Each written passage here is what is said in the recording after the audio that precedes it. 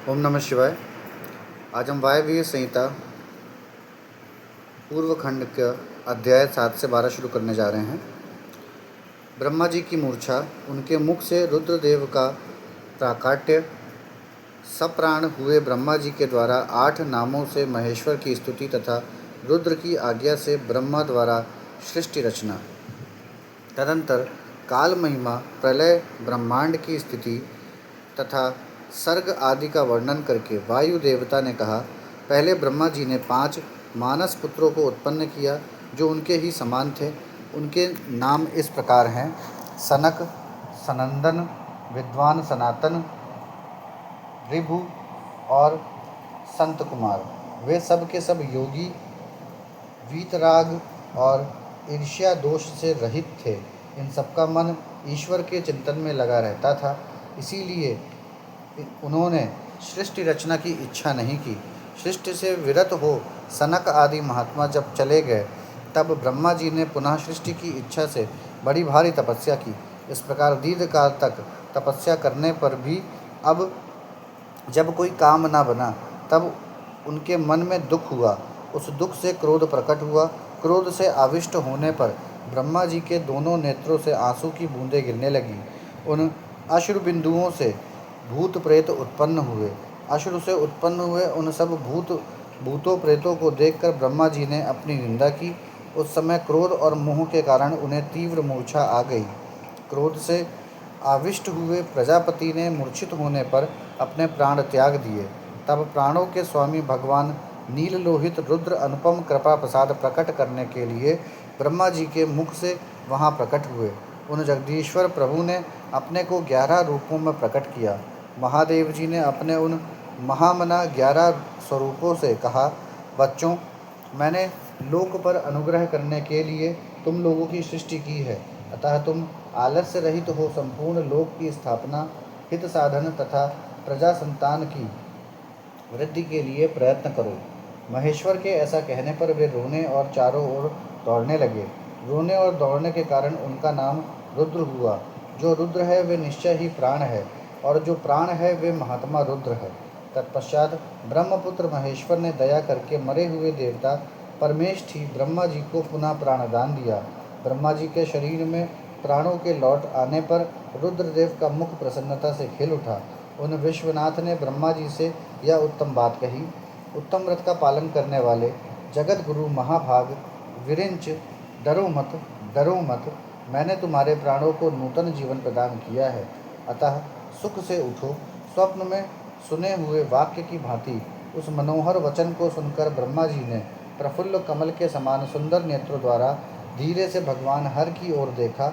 उनके प्राण पहले की तरह लौट आए थे, अतः ब्रह्मा जी ने दोनों हाथ जोड़कर स्नेह युक्त गंभीर वाणी द्वारा उनसे कहा, प्रभु, आप दर्शन मात्र से मेरे मन को आनंद प्रदान कर रहे हैं, अतः बताइए आप कौन हैं जो संपूर्ण जगत के रूप में स्थित हैं? क्या वे ही भगवान आप 11 रूपों में प्रकट हुए हैं? उनकी यह सब बात सुनकर देवताओं के स्वामी महेश्वर अपने परम सुखदायक कर कमलों द्वारा ब्रह्मा जी का स्पर्श करते हुए बोले, देव, तुम्हें ज्ञान होना चाहिए कि मैं परमात्मा हूँ और इस समय तुम्हारा पुत्र होकर प्रकट हुआ हूँ। ये जो 11 रुद्र हैं तुम्हारी सुरक्षा के लिए यहाँ आए हैं, अतः तुम मेरे अनुग्रह से इस तीव्र मूर्छा को त्याग कर जाग उठो और पूर्वोक्त प्रजा की सृष्टि करो। भगवान शिव के ऐसा कहने पर ब्रह्मा जी के मन में बड़ी प्रसन्नता हुई। उन विश्वात्मना ने 8 नामों द्वारा परमेश्वर शिव का स्तवन किया। ब्रह्मा जी बोले, भगवान रुद्र, आपका तेज असंख्य सूर्यों के समान अनंत है, आपको नमस्कार है। रस स्वरूप और जल में विग्रह वाले आप भव देवता को नमस्कार है। नंदी और सुरभि, कामधेनु, ये दोनों आपके स्वरूप हैं। आप पृथ्वी रूपधारी सर्व को नमस्कार है। स्पर्श में वायु रूप वाले आपको नमस्कार है। आप ही वसु रूपधारी हैं, ईश हैं, आपको नमस्कार है। अत्यंत तेजस्वी अग्नि रूप आप पशुपति को नमस्कार है।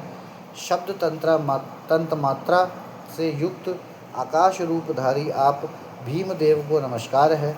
उग्र रूप वाले यजमान मूर्ति आपको नमस्कार है। सोम रूप आप अमृत मूर्ति महादेव जी को नमस्कार है। इस प्रकार 8 मूर्ति और 8 नाम वाले आप भगवान शिव को मेरा नमस्कार है। इस प्रकार विश्वनाथ महादेव जी की स्तुति करके लोक पितामह ब्रह्मा ने प्रणाम पूर्वक उनसे प्रार्थना की, भूत भविष्य और वर्तमान के स्वामी मेरे पुत्र भगवान महेश्वर, कामनाशन आप सृष्टि के लिए मेरे शरीर से उत्पन्न हुए हैं, इसीलिए जगत प्रभु इस महान कार्य में संलग्न हुए मुझ ब्रह्मा की आप सर्वत्र सहायता करें और स्वयं भी प्रजा की सृष्टि करें। ब्रह्मा जी के इस प्रकार प्रार्थना करने पर कल्याणकारी त्रिपुरनाशक रुद्रदेव ने कहा, बहुत अच्छा, कहकर उनकी बात मान दी। तदंतर प्रसन्न हुए महादेव जी का अभिनंदन करके सृष्टि के लिए उनकी आज्ञा पाकर भगवान ब्रह्मा ने अनन्य प्रजाओं की सृष्टि आरंभ की। उन्होंने अपने मन से ही मरीचि, भृगु, अंगीरा, पुलस्त्य, पुलह, क्रतु, अत्रि और वशिष्ठ की सृष्टि की। ये सब ब्रह्मा जी के पुत्र कहे गए हैं। धर्म, संकल्प और रुद्र के साथ इनकी संख्या 12 होती है। ये सब पुराने गृहस्थ हैं। देवगणों सहित इनके 12 दिव्य वंश कहे गए हैं, जो प्रजावान, क्रियावान तथा महर्षियों से अलंकृत हैं। तत्पश्चात जल पर स्थित हुए रुद्र सहित ब्रह्मा जी ने देवताओं, असुरों, पितरों और मनुष्यों की सृष्टि करने का विचार किया। ब्रह्मा जी ने सृष्टि के लिए समाधिस्थ हो अपने चित्त को एकाग्र किया। तत्पश्चात मुख से देवताओं को, कोख से पितरों को, कटि के अगले भाग से असुरों को तथा प्रजननेन्द्रिय लिंग से सब मनुष्यों को उत्पन्न किया। उनके गुद स्थान से राक्षस उत्पन्न हुए, जो सदा भूख से व्याकुल रहते हैं। उनमें तमोगुण और रजोगुण की प्रधानता होती है। वे रात को विचरते और बलवान होते हैं। सांप, यक्ष, भूत और गंधर्व ये भी ब्रह्मा जी के अंगों से उत्पन्न हुए। उनके पक्ष भाग से पक्षी हुए। वक्ष स्थल से अजंगम स्थावर प्राणियों का जन्म हुआ। मुख से बकरों और पार्श्व भाग से भुजंगमों की उत्पत्ति हुई। दोनों पैरों से घोड़े, हाथी, शरभ, नीलगाय, मृग, ऊँट, खच्चर, न्यंकु नामक मृग तथा पशु जाति के अनन्य प्राणी उत्पन्न हुए। रोमावलियों से औषधियों और फल मूलों का प्राकाट्य हुआ। ब्रह्मा जी के पूर्ववर्ती मुख से गायत्री छंद, ऋग्वेद, त्रिवत, स्तोम, रथंतर, साम तथा अग्निष्टोम नामक यज्ञ की उत्पत्ति हुई। उनके दक्षिण मुख से यजुर्वेद, त्रिष्टुप, छंद, पंचदश, स्तोम, ब्रह्मत्व, साम और उक्त नामक यज्ञ की उत्पत्ति हुई। उन्होंने अपने पश्चिम मुख से सामवेद, जगति छंद, सप्तदश, स्तोम, वैरूप्य, साम और अतिरात्र नामक यज्ञ को प्रकट किया। उनके उत्तरवर्ती मुख से एकविंश स्तोम, अथर्ववेद, आप्तोर्याम नामक यम, अनुष्टु, पच्छंद और वैराज नामक साम का प्रादुर्भाव हुआ। उनके अंगों से और भी बहुत से छोटे बड़े प्राणी उत्पन्न हुए। उन्होंने यक्ष, पिशाच, गंधर्व, अप्सराओं के समुदाय, मनुष्य, किन्नर, राक्षस, पक्षी, पशु, मृग और सर्प आदि संपूर्ण नित्य एवं अनित्य स्थावर जंगम जगत की रचना की। उनमें से जिन्होंने जैसे जैसे कर्म पूर्व कालों में अपनाए थे, पुनः पुनः सृष्टि होने पर उन्होंने फिर उन्हीं कर्मों को अपनाया। उस समय वे अपनी पूर्व भावना से भावित होकर हिंसा अहिंसा से युक्त, मृदु कठोर, धर्म अधर्म तथा सत्य और मिथ्या कर्म को अपनाते हैं, क्योंकि पहले की वासना के अनुकूल कर्म ही उन्हें अच्छे लगते हैं। इस प्रकार विधाता ने ही स्वयं इंद्रियों के विषय, भूत और शरीर आदि में विभिन्नता एवं व्यवहार की सृष्टि की है। उन पितामह ने कल्प और आरंभ में देवता आदि प्राणियों के नाम, रूप तथा कार्य विस्तार को वेदोक्त वर्णन के अनुसार ही निश्चित किया। ऋषियों के नाम तथा जीविका साधक कर्म भी उन्होंने वेदों के अनुसार ही निर्दिष्ट किए। अपनी रात व्यतीत होने पर अजन्मा ब्रह्मा ने स्वचरित प्राणियों को वे ही नाम और कर्म दिए जो पूर्व कल्प में उन्हें प्राप्त थे। जिस प्रकार भिन्न भिन्न ऋतुओं के पुनः पुनः आने पर उनके चिन्ह और नाम रूप आदि पूर्वव्रत रहते हैं, उसी प्रकार युगादि काल में भी उनके पूर्व भाव ही दृष्टिगोचर होते हैं। इस प्रकार स्वयंभू ब्रह्मा जी की लोक सृष्टि उन्हीं के विभिन्न अंगों से प्रकट हुई है। महत्व से लेकर विशेष पर्यंत सब कुछ प्रकृति का विकार है। यह प्राकृत जगत चंद्रमा और सूर्य की प्रभा से उद्भासित है। ग्रह और नक्षत्रों से मंडित, नदियों, पर्वतों तथा समुद्रों से अलंकृत और भांति भांति के रमणीय नगरों एवं समृद्धशाली जनपदों से सुशोभित है। इसी को ब्रह्मा जी का वन या ब्रह्म वक्ष कहते हैं। उन ब्रह्म वन में अव्यक्त एवं सर्वज्ञ ब्रह्मा विचरते हैं। वह सनातन ब्रह्म वृक्ष अव्यक्त रूपी बीज से प्रकट एवं ईश्वर के अनुग्रह पर स्थित है। बुद्धि इसका तना और बड़ी डालियाँ हैं। इंद्रियाँ भीतर के खोखले हैं। महाभूत इसकी सीमा है। विशेष पदार्थ इसके निर्मल पत्ते हैं। धर्म और अधर्म इसके सुंदर फूल हैं। इसमें सुख और दुख रूपी फल लगते हैं तथा यह संपूर्ण भूतों के जीवन का सहारा है। ब्राह्मण लोक धुलोक को उनका मस्तक, आकाश को नाभि, चंद्रमा और सूर्य को नेत्र, दिशाओं को कान और पृथ्वी को उनके पैर बताते हैं। वे अचिंत्य स्वरूप महेश्वर ही सब भूतों के निर्माता हैं। उनके मुख से ब्राह्मण प्रकट हुए हैं। वक्ष स्थल के ऊपरी भाग से क्षत्रियों की उत्पत्ति हुई है।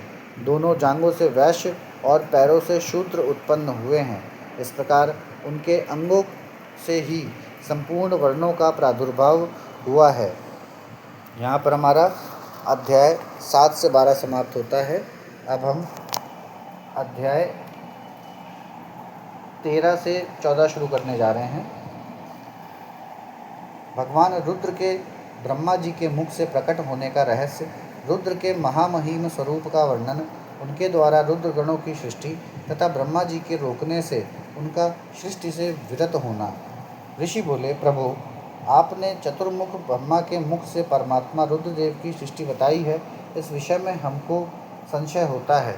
जो प्रलय काल में कुपित होकर ब्रह्मा, विष्णु और अग्नि सहित समस्त लोक का संहार कर डालते हैं, जिन्हें ब्रह्मा और विष्णु भय से प्रणाम करते हैं, जिन लोक संहारकारी महेश्वर के वंश में वे दोनों सदा ही रहते हैं, जिन महादेव जी ने पूर्व काल में ब्रह्मा और विष्णु को अपने शरीर से प्रकट किया था, जो प्रभु सदा ही उन दोनों के योग क्षेम का निर्वाह करने वाले हैं, वे आदिदेव पुरातन पुरुष भगवान रुद्र अव्य तक जन्मा ब्रह्मा के पुत्र कैसे हो गए। तात, भगवान ब्रह्मा ने मुनियों से जैसी बात बताई थी वह सब आप ठीक ठीक कहिए। भगवान शिव के उत्तम यश का श्रवण करने के लिए हमारे हृदय में बड़ी श्रद्धा है। वायु देवता ने कहा, ब्राह्मणों, तुम सब लोग जिज्ञासा से में कुशल हो, अतः तुमने यह बहुत ही उचित प्रश्न किया है। मैंने भी पूर्व काल में पितामह ब्रह्मा जी के समक्ष यही प्रश्न रखा था। उसके उत्तर में पितामह ने मुझसे जो कुछ कहा था वही मैं तुम्हें बताऊंगा। जैसे रुद्रदेव उत्पन्न हुए और फिर जिस प्रकार ब्रह्मा और विष्णु की परस्पर उत्पत्ति हुई, वह सब विषय सुना रहा हूँ। ब्रह्मा, विष्णु और रुद्र तीनों ही कारणात्मा हैं। वे क्रमशः चराचर जगत की सृष्टि, पालन और संहार के हेतु हैं और साक्षात महेश्वर से प्रकट हुए हैं।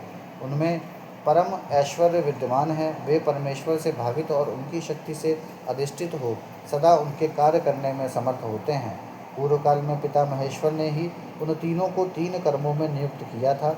ब्रह्मा की सृष्टि कार्य में, विष्णु की रक्षा कार्य में तथा रुद्र की संहार कार्य में नियुक्ति हुई थी। कल्पांतर में परमेश्वर शिव के प्रसाद से रुद्रदेव ने ब्रह्मा और नारायण की सृष्टि की थी। इसी तरह दूसरे कल्प में जगन्मय ब्रह्मा ने रुद्र तथा विष्णु को उत्पन्न किया था। फिर कल्पांतर में भगवान विष्णु ने भी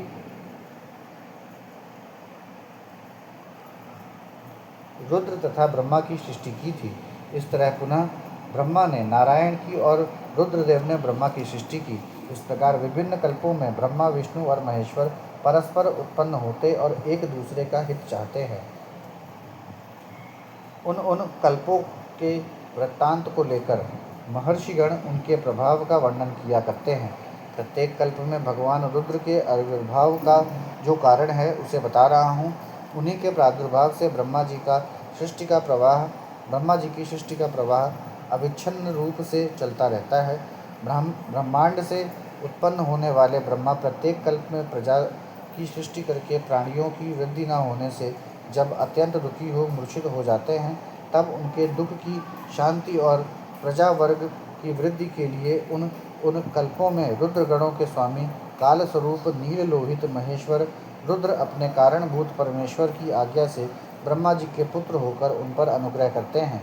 वे ही तेजो राशि, अनामय, अनादि, अनंत, धाता, भूत संहारक और सर्वव्यापी भगवान ईश परम ऐश्वर्य से संयुक्त परमेश्वर से भावित और सदा उन्हीं की शक्ति से अधिष्ठित हो उन्हीं के चिन्ह धारण करते हैं, उन्हीं के नाम से प्रसिद्ध हो, उन्हीं के समान रूप धारण कर उनके कार्य करने में सामर्थ्य होते हैं।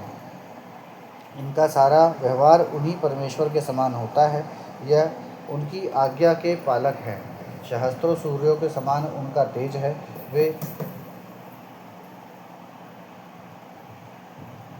अर्धचंद्र को आभूषण के रूप में धारण करते हैं। उनके हार बाजूबंद और कड़े सर्पमय हैं। वे मूंज की मेखला धारण करते हैं। जलंधर, विरिंच और इंद्र उनकी सेवा में खड़े रहते हैं तथा हाथ में कपाल खंड उनकी शोभा बढ़ाता है। गंगा की ऊंची तरंगों से उनके पिंगल वर्ण वाले केश और मुख भीगे रहते हैं। उनके कमनीय कैलाश पर्वत के विभिन्न प्रांत टूटी हुई दाढ़ वाले सिंह आदि वन्य पशुओं से आक्रांत हैं। उनकी बाएं कानों के पास गोलाकार कुंडल झिलमिलाता रहता है। वे महान वृषभ पर सवारी करते हैं। उनकी वाणी महान मेघ की गर्जना के समान गंभीर है। कांति प्रचंड अग्नि के समान उद्दीप्त है और बल पराक्रम भी महान है। इस प्रकार ब्रह्मपुत्र महेश्वर का विशाल रूप बड़ा भयानक है।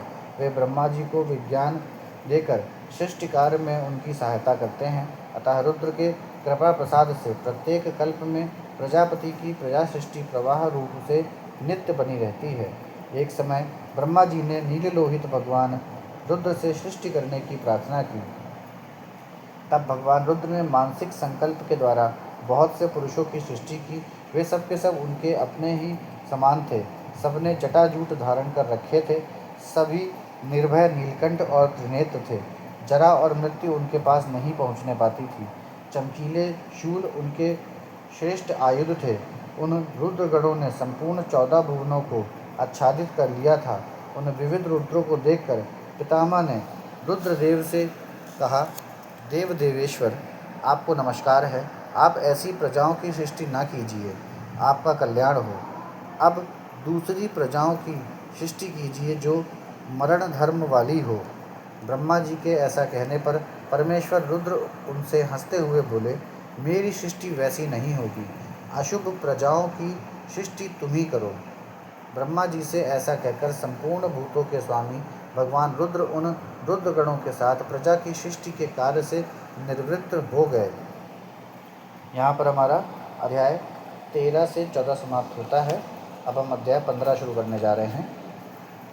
ब्रह्मा जी के द्वारा अर्धनारीश्वर रूप की स्तुति तथा उस स्तोत्र की महिमा। वायुदेव कहते हैं, जब फिर ब्रह्मा जी की रची हुई प्रजा बढ़ न सकी तब उन्होंने पुनः मैथुनी सृष्टि करने का विचार किया। इसके पहले ईश्वर से नारियों का समुदाय प्रकट नहीं हुआ था, इसीलिए तब तक पितामह मैथुनी सृष्टि नहीं कर सके थे। तब उन्होंने मन में ऐसे विचार को स्थान दिया जो निश्चित रूप से उनके मनोरथ की सिद्धि में सहायक था। उन्होंने सोचा कि प्रजाओं की वृद्धि के लिए परमेश्वर से ही पूछना चाहिए, क्योंकि उनकी कृपा के बिना ये प्रजाएं बढ़ नहीं सकती। ऐसा सोचकर विश्वात्मा ब्रह्मा ने तपस्या करने की तैयारी की। तब जो आद्य, अनंता, लोक भाविनी, सूक्ष्मतरा, शुद्धा, भावगम्या, मनोहरा, निर्गुणा, निष्प्रपंचा, निष्कला, नित्या तथा सदा ईश्वर के पास रहने वाली जो उनकी परमा शक्ति है, उसी से युक्त भगवान त्रिलोचन का अपने हृदय में चिंतन करते हुए ब्रह्मा जी बड़ी भारी तपस्या करने लगे। तीव्र तपस्या में लगे हुए परमेष्टि ब्रह्मा पर उनके पिता महादेव जी थोड़े ही समय में संतुष्ट हो गए। तदंतर अपने अनिर्वचनीय अंश से किसी अद्भुत मूर्ति में आविष्ट हो भगवान महादेव आधे शरीर से नारी और आधे शरीर से ईश्वर होकर स्वयं ब्रह्मा जी के पास गए। उन सर्वव्यापी सब कुछ देने वाले सत असत्य से रहित समस्त उपमाओं से शून्य शरणागत वत्सल्य और सनातन शिव को दंडवत प्रणाम करके ब्रह्मा जी उठे और हाथ जोड़ महादेव जी की तथा महादेवी पार्वती की स्तुति करने लगे। ब्रह्मा बोले, देव देव महादेव आपकी जय हो। ईश्वर महेश्वर आपकी जय हो। सर्व गुण श्रेष्ठ शिव आपकी जय हो। संपूर्ण देवताओं के स्वामी शंकर आपकी जय हो। प्रकृति रूपणी कल्याणमयी उमे आपकी जय हो। प्रकृति की नायिके आपकी जय हो। प्रकृति से दूर रहने वाली देवी आपकी जय हो। प्रकृति सुंदरी आपकी जय हो। अमोघ महामाया और सफल मनोरथ वाले देव आपकी जय हो, जय हो। अमोघ महालीला और कभी व्यर्थ न जाने वाले महान बल से युक्त परमेश्वर आपकी जय हो, जय हो। संपूर्ण जगत की माता उमे आपकी जय हो। विश्व जगन्मय आपकी जय हो। विश्व जगन्नात्री आपकी जय हो। समस्त संसार की सखी सहायिके आपकी जय हो। प्रभु आपका ऐश्वर्य तथा धाम दोनों सनातन हैं, आपकी जय हो, जय हो। आपका रूप और अनुचर वर्ग भी आपकी ही भांति सनातन हैं, आपकी जय हो, जय हो। अपने 3 रूपों द्वारा तीनों लोकों का निर्माण पालन और संहार करने वाली देवी आपकी जय हो, जय हो, जय हो। तीनों लोकों को अथवा आत्मा, अंतरात्मा और परमात्मा तीनों आत्माओं की नायिके आपकी जय हो। प्रभु जगत के कारण तत्वों का प्रादुर्भाव और विस्तार आपकी कृपा दृष्टि के ही अधीन है, आपकी जय हो। प्रलय काल में आपकी उपेक्षा युक्त कटाक्षपूर्ण दृष्टि से जो भयानक आग प्रकट होती है उसके द्वारा सारा भौतिक जगत भस्म हो जाता है, आपकी जय हो। देवी आपके स्वरूप का सम्यक ज्ञान देवता आदि के लिए भी असंभव है, आपकी जय हो। आप आत्म तत्व के सूक्ष्म ज्ञान से प्रकाशित होती हैं, आपकी जय हो। ईश्वरी अपने स्थूल आत्मशक्ति से चराचर जगत को व्याप्त कर रखा है, आपकी जय हो, जय हो। प्रभु विश्व के तत्वों का समुदाय अनेक और एक रूप में आपके ही आधार पर स्थित है, आपकी जय हो। आपके श्रेष्ठ सेवकों का समूह बड़े बड़े असुरों के मस्तक पर पांव रखता है, आपकी जय हो। शरणागतों की रक्षा करने में अतिशय समर्थ परमेश्वरी आपकी जय हो। संसार रूपी विश्व वृक्ष के उगने वाले अंकुरों का उन्मूलन करने वाली उमे आपकी जय हो। प्रादेशिक ऐश्वर्य वीर्य और शौर्य का विस्तार करने वाले देव आपकी जय हो। विशेष से विश्व से परे विद्यमान देव आपने अपने वैभव से दूसरों के वैभवों को तिरस्कृत कर दिया है, आपकी जय हो। पंचविध मोक्ष रूप पुरुषार्थ के प्रयोग द्वारा परमानंदमय अमृत की प्राप्ति कराने वाले परमेश्वर आपकी जय हो। पंचविध पुरुषार्थ के विज्ञान रूप अमृत से परिपूर्ण स्तोत्र स्वरूपिणी परमेश्वरी आपकी जय हो। अत्यंत भयानक संसार रूपी महारोग को दूर करने वाले वैद्य शिरोमणि आपकी जय हो। अनादि कर्ममल एवं अज्ञान रूपी अंधकार राशि को दूर करने वाली चंद्रकारण रूपिणी आपकी जय हो। चंद्रिका रूपिणी आपकी जय हो। त्रिपुर का विनाश करने के लिए कालाग्नि स्वरूप महादेव आपकी जय हो। त्रिपुर भैरवी आपकी जय हो। तीनों गुणों से मुक्त महेश्वर आपकी जय हो। तीनों गुणों का मर्दन करने वाली महेश्वरी आपकी जय हो। आदि सर्वज्ञ आपकी जय हो। सबको ज्ञान देने वाली देवी आपकी जय हो। प्रचुर दिव्य अंगों से सुशोभित देव आपकी जय हो। मनोवांछित वस्तु देने वाली देवी आपकी जय हो। भगवान देव कहाँ तो आपका उत्कृष्ट धाम और कहाँ मेरी तुच्छ वाणी, तथापि भक्तिभाव से प्रलाप करते हुए मुझ सेवक के अपराध को आप क्षमा कर दें। इस प्रकार सुंदर उक्तियों द्वारा भगवान रुद्र और देवी का एक साथ गुणगान करके चतुर्मुख ब्रह्मा ने रुद्र एवं रुद्राणी को बारंबार नमस्कार किया। ब्रह्मा जी के द्वारा पठित यह पवित्र एवं उत्तम अर्धनारीश्वर स्तोत्र शिव तथा पार्वती के हर्ष को बढ़ाने वाला है। जो भक्तिपूर्वक जिस किसी भी गुरु की शिक्षा से इस स्तोत्र का पाठ करता है वह शिव और पार्वती को प्रसन्न करने के कारण अपने अभीष्ट फल को प्राप्त कर लेता है। जो समस्त भुवनों के प्राणियों को उत्पन्न करने वाले हैं, जिनके विग्रह जन्म और मृत्यु से रहित हैं, तथा जो श्रेष्ठ नर और सुंदरी नारी के रूप में एक ही शरीर धारण करके स्थित हैं, उन कल्याणकारी भगवान शिव और शिवा को मैं प्रणाम करता हूँ। यहाँ पर हमारा अध्याय 15 समाप्त होता है। ओम नमः शिवाय।